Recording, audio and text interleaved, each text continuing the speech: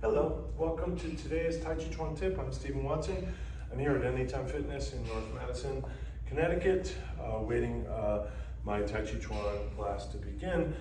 And so today's Tàijíquán Tip is to take notes about how you can, how your school can be improved. Make a list. A long list is fine, right? Maybe take your time with it. Maybe edit it. Maybe give it a few months to really develop into a powerful, meaningful, and important list. Perhaps precise and detailed. Make a list. Step 2, take that list, and from that list, create a sub-list of things that can serve to improve your school. I don't know what improves means, right? Does that mean return to the basics? Does it mean expand the reach? Does it mean better serve the students? Does it have to do with hygiene and cleanliness? Does it have to do with the physical location needing to be changed or simply painted? Don't know. But make a sub-list. So of all the things that can be done to improve your school, which among those things are things that you can participate in, support, offer some expertise or resources towards?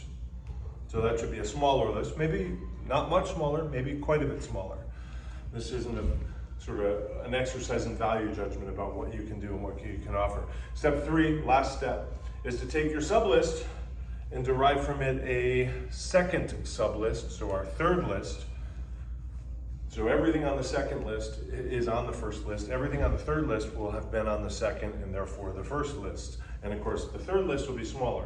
Our second sub-list, our third list. And that is, of all the things that can be done to improve your school, which are the things that you can do solo, without any help? I didn't say without any permission, without any acknowledgement, without any awareness, but without any help. What are the things that you can do all by yourself to improve the school? And then maybe step 4 is get doing them. Or ask yourself why you're not. Remember, your school is there because of the work of many others. Be one of those many others. Thank you. Love. Pointing your smartphone's camera at these QR codes will lead you to places where you can help. Thank you. Thank you. Thank you.